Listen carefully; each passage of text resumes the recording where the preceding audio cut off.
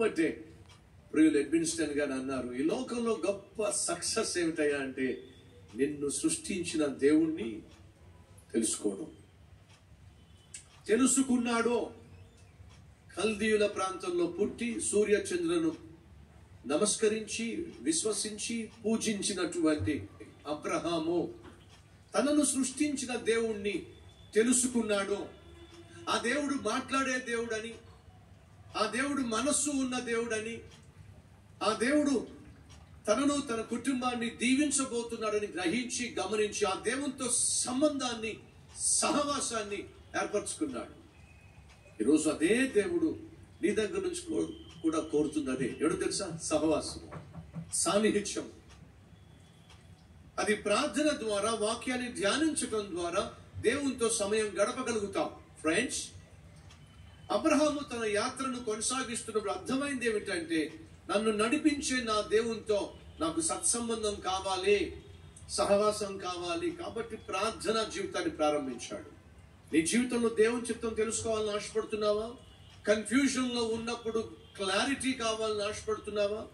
సమస్యల్లో ఉన్నప్పుడు సలహా కావాలి ఆశపడుతున్నావా? వ్యాధి బాధల్లో ఉన్నప్పుడు ఆరోగ్యం కావాలని ఆశపడుతున్నావా? నీకు ఈరోజు ఏది కావాలో, ఏది సమస్య, దానికి జవాబు ఒకే ఒక్కరి దగ్గర ఉంది. చెప్పండి, ఎవరి దగ్గర? అది ప్రభు అయినా యేసుక్రీస్తు దగ్గర. ఒక విషయం చెప్పనివ్వండి. అబ్రహాము ఎప్పుడైతే ఆ దేవుణ్ణి కలిగి ఉన్నాడో, దేవుణ్ణి తెలుసుకున్నాడో, ఆ దేవునికి తన కష్టాలు, తన కష్ట సుఖాలు పంచుకోవడం మొదలు పెట్టాడు ప్రార్థనతో. బాగుంది, అద్భుతంగా ఉంది ఆత్మీయత. వినండి, అక్కడి నుండి తాను ఇంకా ప్రయాణము చేయొచ్చు దక్షిణ దిక్కుకు వెళ్ళెను. దేవుని చిత్త ప్రకారము అబ్రహాము నడుస్తూ ముందుకు సాగుతూ ఉన్నప్పుడు, అలా వెళ్ళిన తరువాత తను ఎక్కడ ఉన్నాడో అప్పుడు ఆ దేశములో కరువు వచ్చెను. దేవుణ్ణి వెంబడిస్తున్న, దేవుని చిత్తము చేస్తున్న, దేవునికి ఇష్టడిగా జీవిస్తున్న అబ్రహాము జీవితంలో కరువు వచ్చింది. ఫ్రెండ్స్, ఆత్మీయులకు కష్టాలు వస్తాయా? ఆత్మీయులకు సమస్యలు వస్తాయా? ప్రార్థనా పరులకు సమస్యలు వస్తాయా? దేవుడు ప్రేమించే మనకు రోగాలు, వ్యాధులు వస్తాయా అనే ప్రశ్న మీరు వేస్తున్నట్లయితే జవాబు ఇవ్వాలని ఆశపడుతున్నాను. ఎస్, ఆత్మీయులకు కూడా కష్టాలు వస్తాయి, ఆత్మీయులకు కూడా శ్రమలు వస్తాయి. వాక్యం చదివేటటువంటి వారికి, ప్రార్థన చేసేటటువంటి వారికి, దేవుని సన్నిధిని ప్రేమించేటటువంటి వారికి, ప్రపంచాన్ని సృష్టించిన దేవుణ్ణి కలిగి ఉన్న వారికి కష్టాలు ఉంటాయి, శ్రమలు ఉంటాయి, బాధలు ఉంటాయి, వ్యాధులు ఉంటాయి. ఇవన్నీ ఉంటాయి.